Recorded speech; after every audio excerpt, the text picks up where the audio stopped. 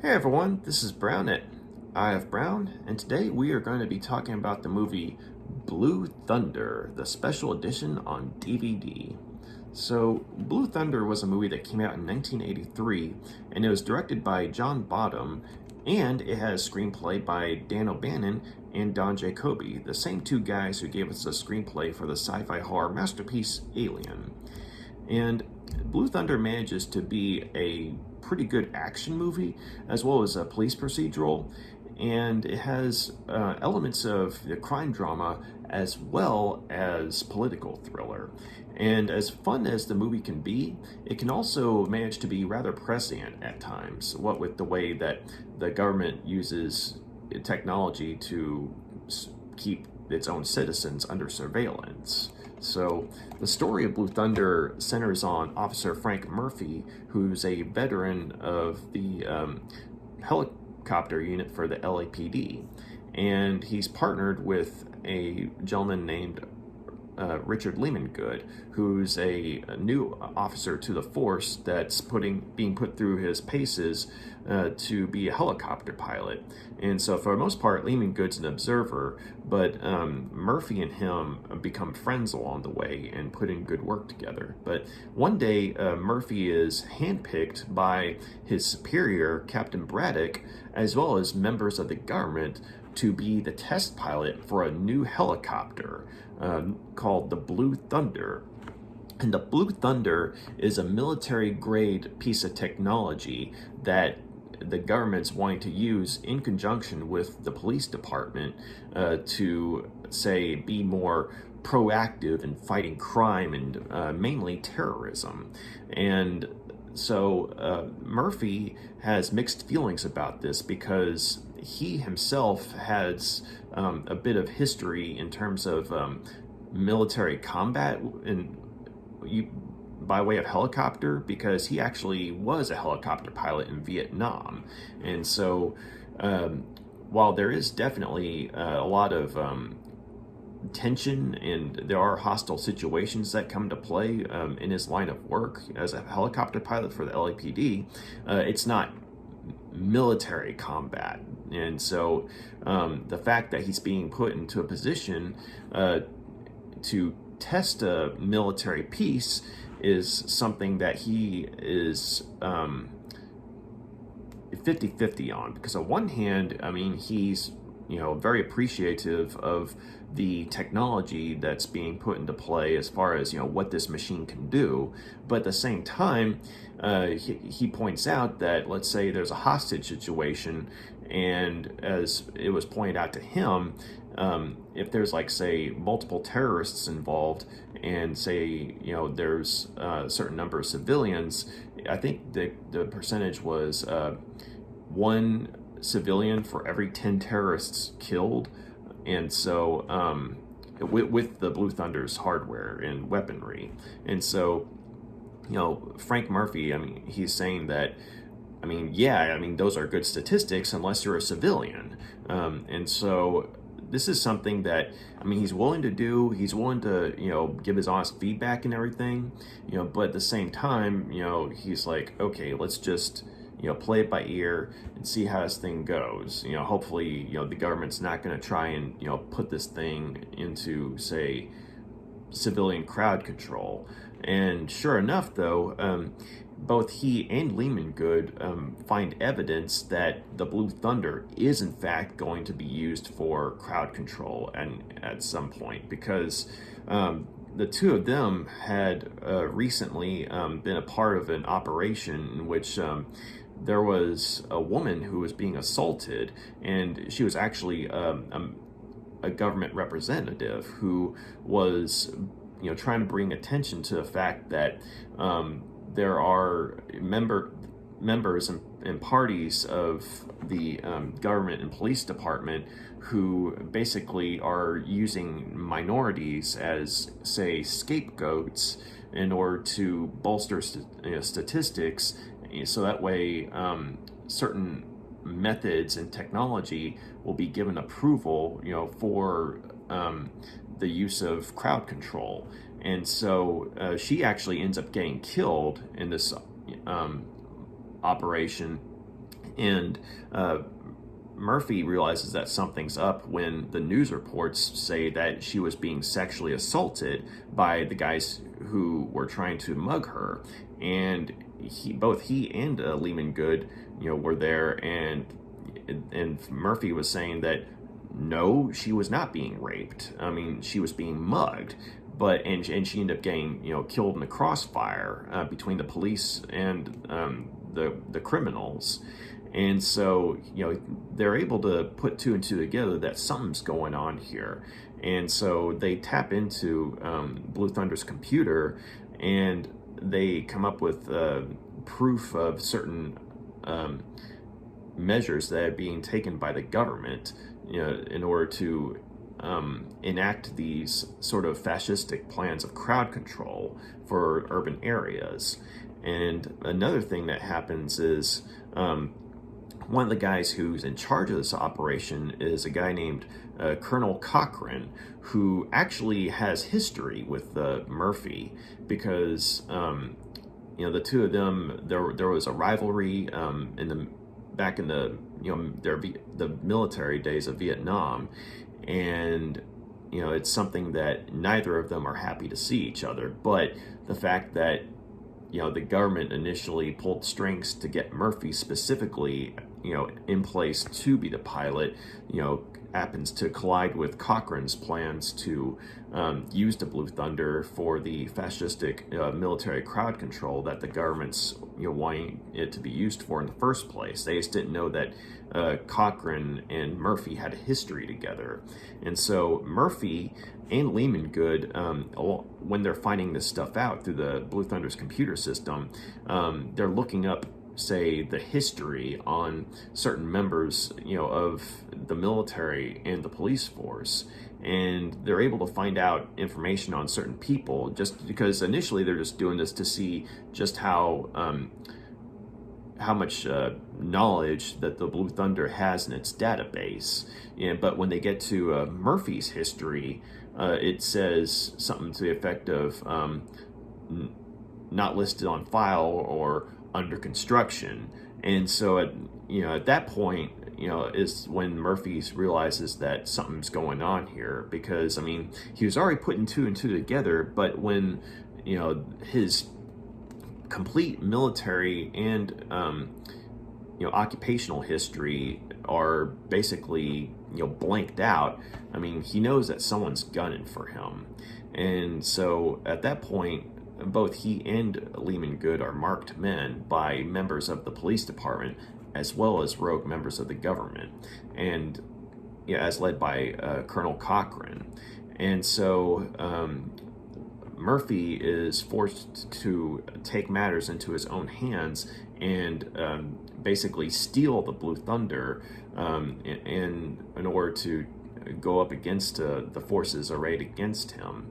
And also, they're going after his girlfriend, a girl named Candy, who is sort of an on-again, off-again girlfriend of his.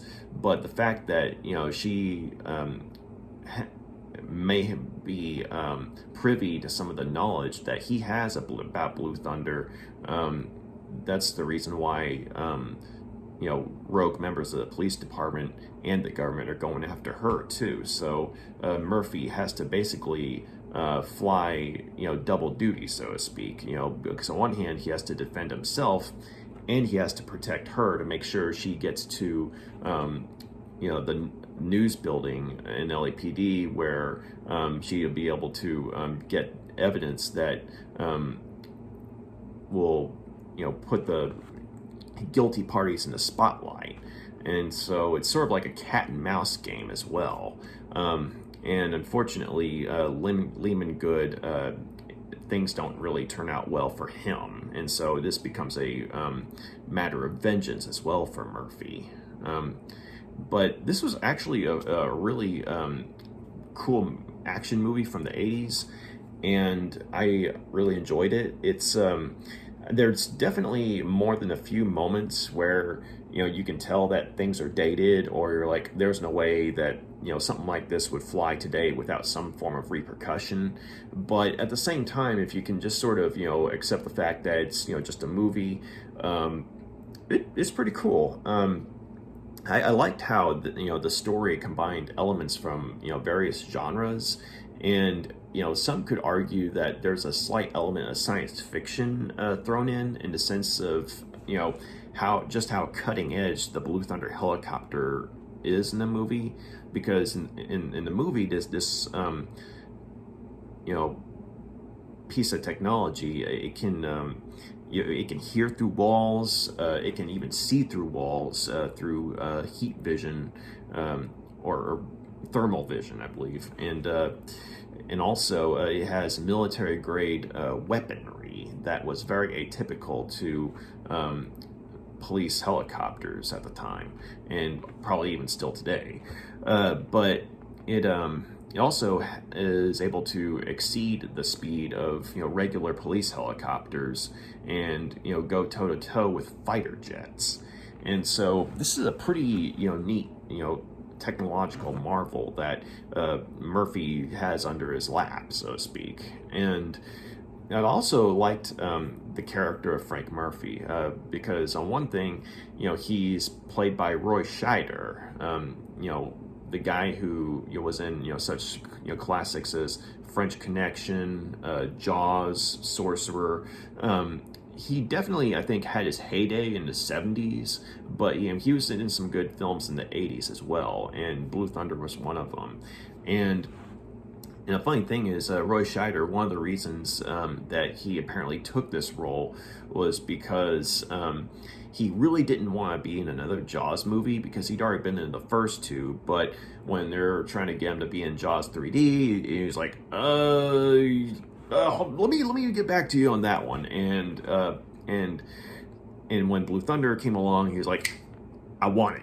And just, I mean, there were other reasons, like he genuinely liked the part too, that he got to play, but at the same time he wanted a surefire way to avoid being in another Jaws movie. So I thought that was a pretty bit of a funny bit of behind the scenes info right there. But no, so Roy Scheider, though, I mean, he's always been able to play characters who are hands down tough guys, but at the same time are flawed and have a certain sense of vulnerability to them.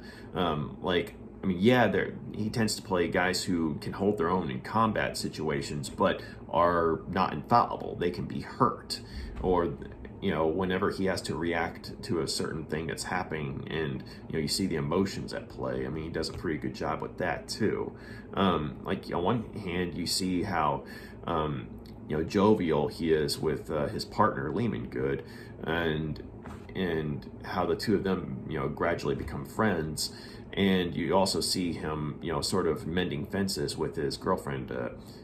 I'm sorry.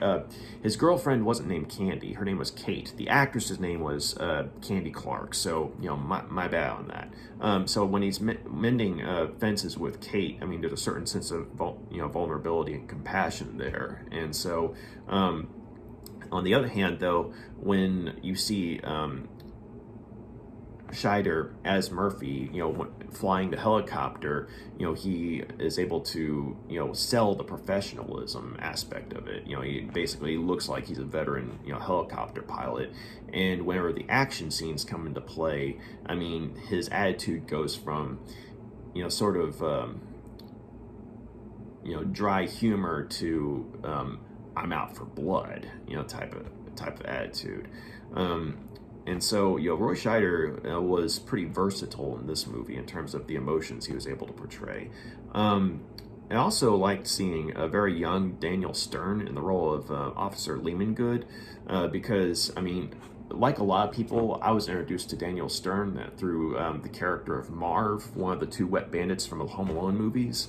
And so seeing him in a movie like this, I mean, yeah, he has a certain comical aspect to him, but at the same time, you get the notion that he actually cares about his job. I mean, he's wanting to learn from, someone who's a master in their field. Namely, his character's wanting to learn from, the veteran character of Murphy. And so the dynamic that, the two of them share is very believable, in part because of Lymangood's, willingness to learn from Murphy. And also, considering that Roy Scheider is older than Daniel Stern, I mean, Daniel Stern really sells that, rookie character rather well. And some of the funny stuff that, he gets involved in, was pretty, memorable. And so you get to a point where, I mean, the guy is comic relief, but then when, bad things happen to his character, it actually smarts, because, you actually like this guy, and, you see that, just how evil the, rogue government forces are, when they're going out of their way to, whack him off the list. And so, like I said, when bad things happen to him, it smarts. And part of that was because, Daniel Stern did such a good job of making Lymangood likable. I kind of liked the character of Kate, as played by Clarke. She has a certain, spunkiness to her that makes her more than a little endearing. And the fact that, her character, has issues with driving, as in, like, she, there's a scene where Frank's having to, sort of play driving instructor for her. And so, like, he's having to show her certain things on the dashboard and what have you. And she keeps on going the wrong way down a one-way street at times. And so her and driving don't go well together. But ironically, it's that very recklessness that actually comes into play when she's on the run from rogue, members of the government. And granted, she's got Roy Scheider, Frank Murphy, having her back by way of a military-grade helicopter. But at the same time, the fact that, she's, driving as chaotically as possible away from these guys, and they're kind of like, this is a civilian doing this, we're being outwitted. And so, I mean, so I like that aspect about her character. And she also is one of the few that manages to, really see the, tragic humanity to the character of Frank Murphy, because he doesn't go into it a lot, but it's obvious that he has some form of PTSD from his time in Vietnam. And so she knows basically when to, let him, get it out of his system, and when to, sort of be compassionate. And so I liked that. And also, I thought it was really cool seeing the late actor Warren Oates in this movie. He plays Frank's superior, Captain Braddock. And, on one hand, it's good to see Warren Oates in just about anything. I mean, he was in one of my favorite movies, Bring Me the Head of Alfredo Garcia. Really good actor. But yes, this was actually his very last movie. He was chronically ill at the time. I think he was suffering from flu and emphysema. I think that's what it was. But you watch him in this movie, and you wouldn't be able to tell he's dying or anything like that. It's just, but anyway, though, he plays Captain Braddock as the kind of guy who, on one hand, I mean, he's got to follow his orders, from his, from the people higher up in the department than him. But at the same time, I mean, he has a certain sense of, he gets to have his say when it comes to his own department in some ways. So even when he's following orders that he doesn't like, he tries to, say, soften the blow, to say, those he's giving the orders to, like saying, hey, basically, I mean, you got to do what they say here, but let me see, try and give you as much wiggle room as I can here. And that especially comes into play with, how his working relationship with Officer Murphy, because, I mean, the two of them clearly respect one another, I guess because they've been working together for so long, and so they've definitely got professional history with one another. And he knows that Frank Murphy can be a bit of a maverick at times, but he also knows that Murphy, turns in good work, and he also realizes that, I mean, the guy's seen some shit.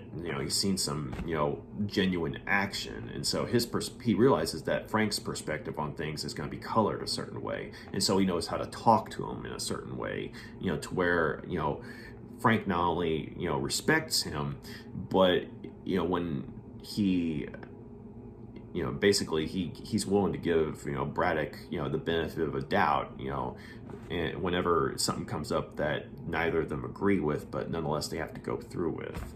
So I thought that that was a rather interesting dynamic between the two, because I mean, Warren Oates does a really good job of playing a character who's quote unquote the chief, but this is the kind of chief who, I mean, while he is having to follow orders that he doesn't like at times, he does go out on a limb, for those under his command. So I thought that was pretty cool. The scene stealer, though, as far as just straight up villainy, was Malcolm McDowell as Colonel Cochrane. And McDowell is one of those guys who, I mean, he's made a science out of playing villainous characters. I mean, most people, will definitely recognize him from the movie A Clockwork Orange, but I mean, I've seen him in some other stuff too, and he's pretty good. And I've even seen him play, a good guy in a few things. Like, I think one of my favorite roles of him, ironically, was as a good guy, where he played H.G. Wells in this movie, Time After Time. Check that movie out. Good little movie. And David Warner plays Jack the Ripper. But anyway, though, Malcolm McDowell, this was definitely one of his most entertaining bad guy roles. And he plays Cochrane with, a very, arrogant, exterior and a very cold, slimy personality. I mean, yes, I mean, he's got that sort of roguish charm to him, that sort of superficial, surface level charm, in terms of like he's, clean shaven, polished, and all that. So visually speaking, I mean, he's a very appealing villain, and he makes it clear that he's enjoying his role as Cochrane.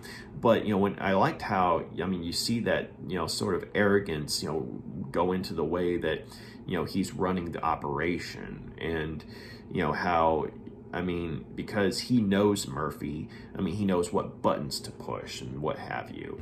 And so while he might sort of pretend to be affably evil with say Murphy or someone else, he'll behind closed doors, I mean, he'll be trying to orchestrate their deaths or something like that. And the way he sells it, it's like that there's something off with the guy, so even when he's joking or smiling about something, you're kind of on edge with him. But at the same time, you're being entertained by him, just because Malcolm McDowell is really good at, playing villains that, you can be terrified of, and yet at the same time, be entertained by. And so, he was a really good villain in the movie, and, he and Roy Scheider, they had good chemistry as far as, the antagonist and protagonist type rivalry goes. And, another little tidbit of, behind the scenes is Malcolm McDowell had a huge fear of flying at the time that this movie was made.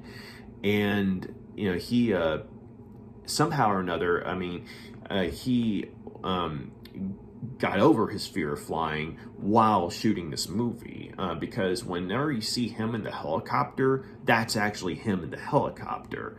Now, granted, it might be like, say, a stunt performer flying the thing, but make no mistake, that is Malcolm McDowell in a flying helicopter.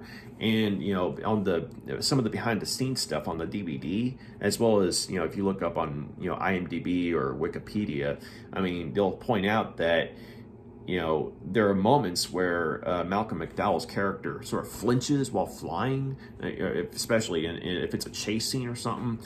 And those reactions were very real on Malcolm McDowell's part, because this is a point in time where it's like he was, really trying to get through this fear of flying. And apparently his wife, when she found out that was actually him in the helicopter, she called the people who were making the movie, and they're like, how did you get him to do that? I mean, I can't get him on the plane. So I thought that was actually pretty funny to find out, because I mean, Malcolm McDowell does such a good job in making Cochrane such a, arrogantly, confident bad guy, and it's where you wouldn't even really, pick up on that until, say you watched behind the scenes stuff. And so I thought that was, rather amusing, but also cool how, this type of role in a roundabout way helped Malcolm McDowell get over his fear of flying. But, so yeah, you've got, you got some good characters in the movie.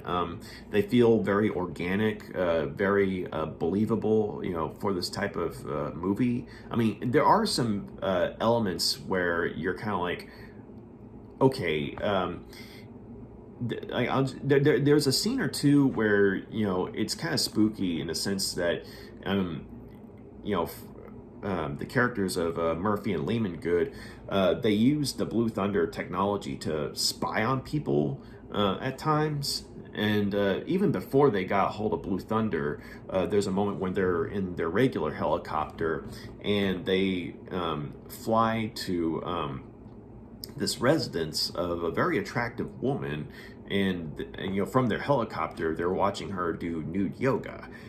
And on one hand, it's a comical scene, but at the same time, and it's passed off as it's kind of an initiation ritual, so to speak, for newbies in the helicopter department. And Lymangood is a newbie, and so Frank Murphy's like, okay, kid, welcome to the force. It's that kind of thing. And to be fair, the woman doing nude yoga is very attractive. That being said, though, as I'm watching it, I mean, it was a funny scene, in the sense that, they're like, I mean, Frank's like, he's seen this before, but Lymangood's all like, whoa, that kind of thing. And it's like, he can't believe that, he doesn't believe that they're doing this from a, police helicopter.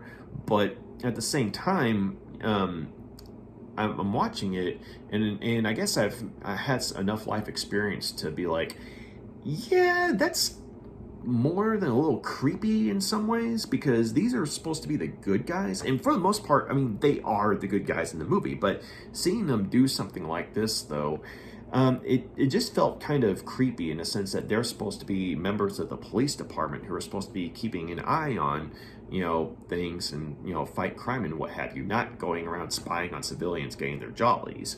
And so I was just kind of, it was one of those moments where, I mean, I'd seen it before and it didn't really bother me or anything like that, whereas I watch it now and it's still a funny scene, but at the same time I'm kind of like,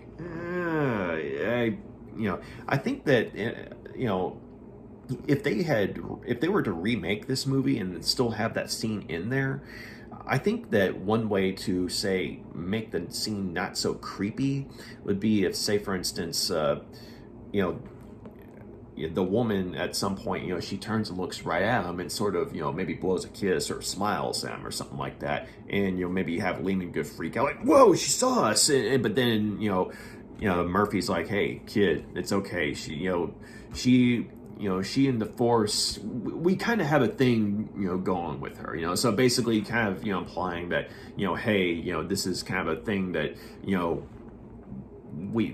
they're both parties are in on it and aware of it, so it's not just like they're, spying on her and she doesn't even know about it, which is downright creepy. But if they had done it, say, like I was just talking about, wherein, she's perfectly aware that, hey, she's in a window, she's highly visible, and helicopters go by, and, just maybe one day, just as a joke, she flashed them or something like that, and then from then on, the police, the police helicopters would fly by there at certain times in the night, when they knew she was going to be there, and she knew that the helicopters were going to be there. I mean, that would make it a little less creepy, and, just, like I said, if it was like consensual on both parties, if that makes sense.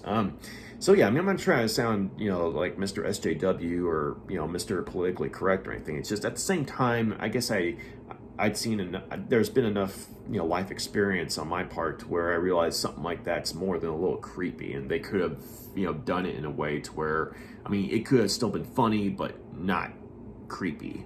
But that being said, though, I mean, there are also instances wherein, during the action scenes, like, to be fair, the climactic action scene, it's very well done, because you see, Frank Murphy in the Blue Thunder helicopter, going up against, not only rogue members of, the police department and government, but military fighter jets.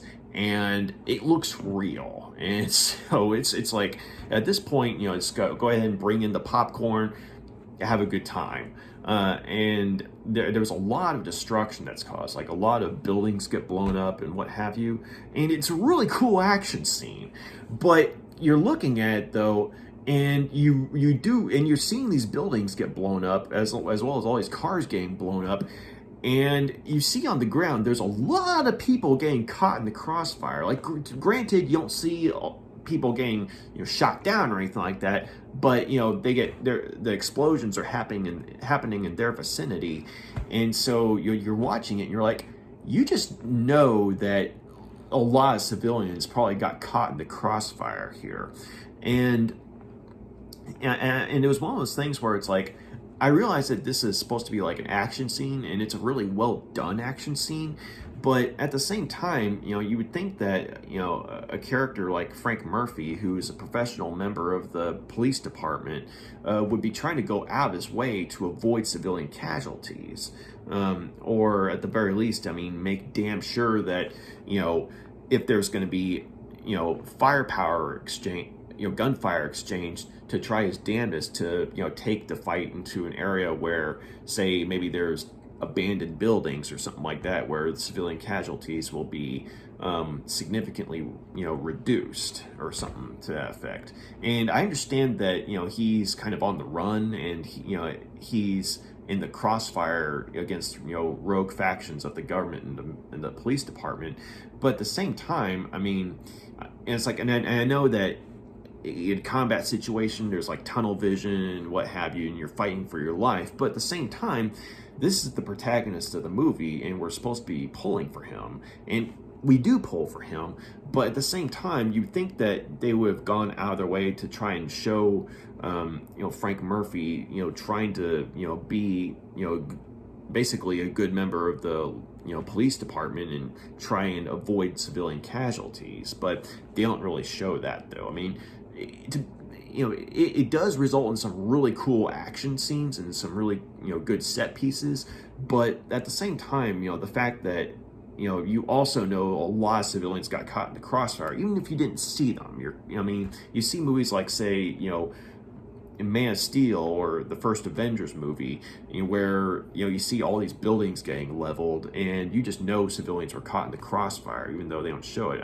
You see movies like that, then you see a movie like this, and this was before those movies. So, I'm just saying, like, there are certain things that you just kind of pick up on when you're older, I guess. Not to say I didn't enjoy this action scenes, but just bear in mind that there are moments where you're like, you're aware that in real life there'd be all sorts of repercussions for that. But yeah, this was a really entertaining movie. And also, I was going to say that another thing that they focus on is when they talk about the woman who was killed, the government official who was killed at the beginning of the movie, how she was trying to raise awareness for the fact that the members of the police department and the government were trying to focus exclusively on minority based crime, or crime committed by members of minorities, and as a way to basically get a free pass on having military grade hardware in what's supposed to be civilian crowd control. You hear about it in the movie, and then you see some of the stuff that's going on today, and it's a little spooky in some ways, because stuff like that goes on, unfortunately. And I don't know to what extent it's still going on, but it is still going on to some degree. And so, it might seem a little paranoid at the time that the movie was made, but you see how things are now, and you're kind of like, yeah. But and of course you got the whole bit where with the technology that Blue Thunder has, where it's able to hear through walls and use thermal vision to see through walls. You see how various parties, not just the government, but various parties in general, like to spy on people using the modern marvels of technology, and that can be pretty spooky too in some ways. And so as much as, they sell it as an action movie, I mean, there are moments where, you look at it and you realize that in some ways the movie was ahead of its time. Not without its problems or anything like that, but at the same time, you gotta have give a few points to the movie. Another thing that I liked about the movie was that the previous movie I reviewed was the Clint Eastwood movie Firefox, and as much as I enjoyed the movie, one of the issues I had with it was the portrayal of Clint Eastwood's PTSD in regards to his character's Vietnam experiences, and how his PTSD moments felt, sort of forced. But there's a moment or two where Roy Scheider has a he's playing his character, trying to get over his form of PTSD from his time in Vietnam, and there's for the most part, I mean, there's a few mentions of it, but they don't focus on it. But then there'll be a moment or two, where you see his sort of combat instincts from that time kick in, or there'll be a moment where there's a scene I really liked where it's when his girlfriend and her kid Kate are I think they're they're all over at her house. Frank's there with them, and she can't find Frank. She thinks that he's just stepped out like he does sometimes, because I mean he's still not quite ready to put down roots, so to speak. But she's looking around, she can't find him, and then she goes in her kid's room and she sees her kid asleep, and then she sees Frank on the floor. Sort of like, you get the idea that he might have been reading a story to the kid or something like that, but no, he's asleep too. And it's sort of like, on some level, it's like he's looking out for the kid or something. And at first, it's she Kate's kind of like, oh, that's sweet. But then she does sort of a double take, and she sees that he's clearly having a nightmare, like the way he's twitching and what have you, and sort of mumbling something. And you occasionally see glimpses of the experience that gave Frank his PTSD, but the way they play it here, you see it mostly from Kate's perspective. Namely, you're literally watching Roy Scheider just sort of physically be disturbed by the nightmare that he's having, and then you see the look on Kate's face, and and then she's being reminded that the man she's with, I mean, has some healing to do, and I thought that was a really nice moment. And also it was a really good moment on Roy Scheider's part in terms of acting, because he really sold that his character does have PTSD. Like, he does a good job of not showing it in the day-to-day world, but there are times where it's just going to come out, and I thought that was a really nice scene. But yeah, so this was a really fun movie, thought-provoking at times, not without its flaws, but at the same time it's still a good movie. I'm gonna go ahead and give Blue Thunder 4 out of 5 stars. It was a good movie, dated to be sure, but also ahead of its time in other ways. And the special features include commentary by the director, editor, and motion controls supervisor, for the helicopter. And there's also a making of feature called Ride with the Angels, and it's a multi-part documentary, as well as it's called The Special, which is basically showing how they made the helicopter for the movie. And then you have various theatrical trailers and TV spots, and even a couple of storyboard galleries. But oh yeah, I forgot to mention, one of the reasons that this movie came about was because Dan Bannon and Don Jakoby, the screenwriters, they were talking about how, where they were living at the time, there was all these, there would always be these police helicopters flying over, where they were living, at night, and how, the floodlights always made, and plus the noise always made it very difficult for them to sleep. And so it's like the frustration with that, the fact that the police helicopters just kept going through residential areas at night, when people are trying to sleep, it sort of led the way to them, writing about, I guess you could say, the abuse of power that, the police department or the government, could potentially have, with high-grade technology. And also, Dan O'Bannon in the documentary on the DVD is talking about how originally he and Don Jakoby had the screenplay set up to where it was going to be kind of like the movie Taxi Driver, but instead of as a taxi driver being the Robert De Niro part, it would have been be the helicopter equivalent of it. Namely, Roy Scheider's character was originally going to basically go postal and take out his anger on the city, and it would be it would not be the movie that eventually came out to be. So this is definitely an instance where studio executives interfered into where they're like saying, no, we're not going to be able to sell that. And especially, if we're supposed to be rooting for this guy in some way. So yeah, helicopter pilot going postal as the protagonist, they were kind of like, that's not going to get people in the seats. And so O'Bannon and Jakoby, they changed stuff up in the script to where, the guy, Frank Murphy, still had PTSD from his time in Vietnam, but he was not a bad guy. He doesn't go crazy. He's actually a good guy, and thankfully, that's the version we got for the movie. So this is definitely an instance where I think, don't get me wrong, I think the original version of Blue Thunder that they envisioned would have been a very intriguing movie, but I don't think,